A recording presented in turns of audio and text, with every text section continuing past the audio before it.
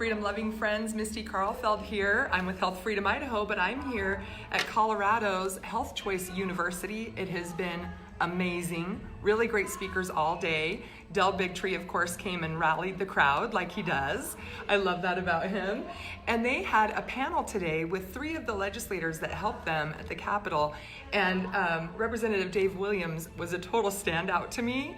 Really amazing everything he was saying. I was trying so hard in the back row to not be like, yeah, that's right, woo, because I didn't want to be that crazy activist. So I held it in because I want to represent you well, Health Freedom Idaho. You're welcome. But I thought I'd interview him because I think you need to hear what he has to say. We're obviously doing trainings about how to be effective activists at the Capitol for health freedom, and we're talking about vaccines, we're talking about GMOs, we're talking about 5G, we're talking about all of it, right? So we want to be effective activists, and I really appreciate what you had to say today. Thank you so much for being willing to let me interview you. I'm sure you're busy. Everybody wanted to talk to you out there, so I really appreciate it. You bet. So tell me, or tell them, because you told me today, what in your opinion makes an effective activist? What have you seen be effective? Well, I think those who are effective actually understand the nature of politics. Politics isn't some esoteric, grandiose, romanticized exercise in governance. Politics is basically at its base level the adjudication of power. It's a zero-sum game. Who has it and who doesn't? And once you understand that the motivation of any politician or any special interest group that's supporting that politician is their whole goal is to have power so that they can run the agenda, so that they can run the table and institute their policy preferences. So if you're going to be effective, you have to understand that, and once you understand that, then you make decisions based off of those motivations, right? So with a politician, they care about 2 things, and that's pleasure and pain. They're humans like the rest of us. They care about the path of least resistance. And so if you want to be effective, then the best thing you can do is give them 2 options.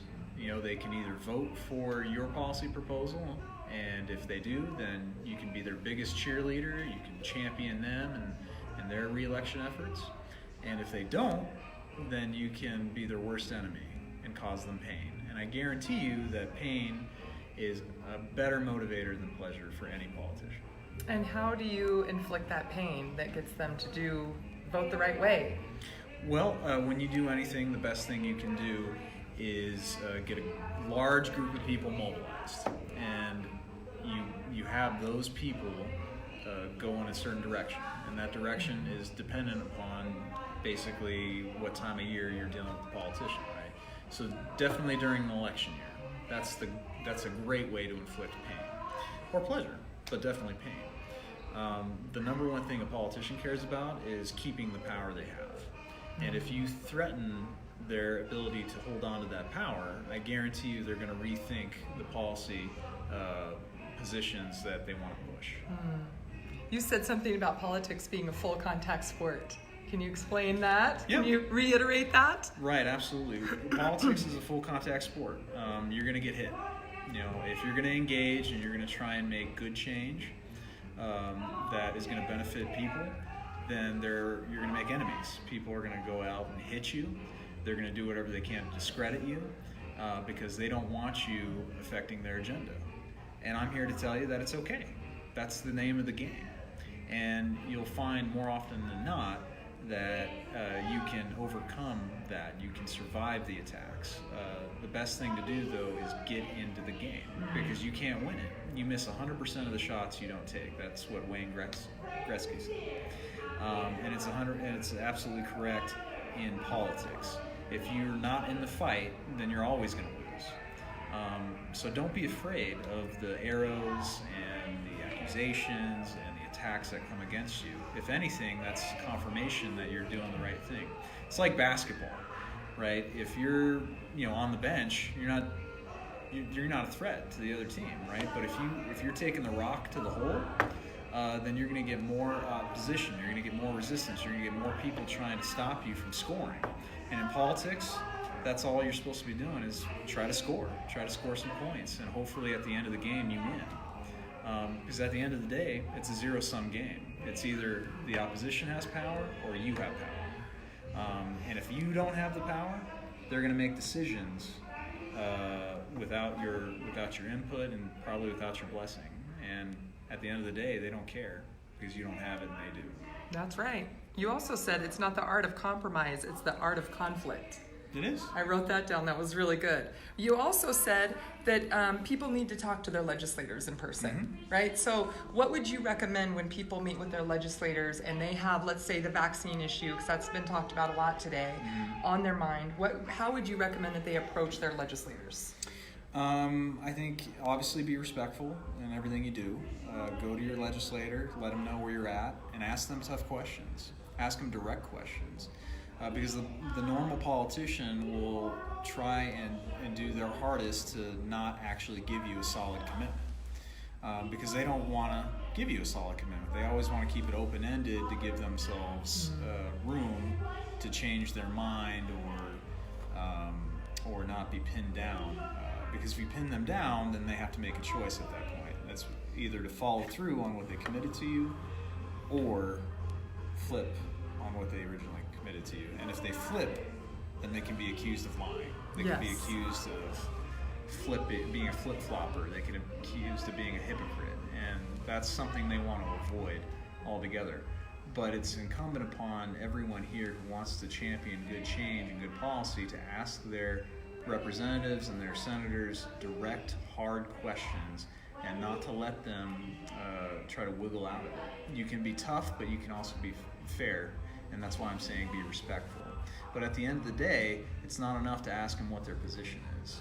You have to push them to do what you want them to do. And they're not going to necessarily listen to you if it's just you. That's where mobilizing other like-minded people comes into play. So if you have individuals that agree with you, great. Expand upon that. Have them tell their friends. Get their friends, their neighbors, their community involved in your cause. And create this groundswell of mass support for your issue. And I guarantee you those politicians will take notice. Because the last thing they want is to have a bunch of people protesting them and potentially kicking them out of office. Now, I haven't asked you about this yet, so I'm interested to see what your answer will be. I'm sure you watched the California parents at the Capitol, and rightly so, they were outraged, and they were storming the Capitol, right?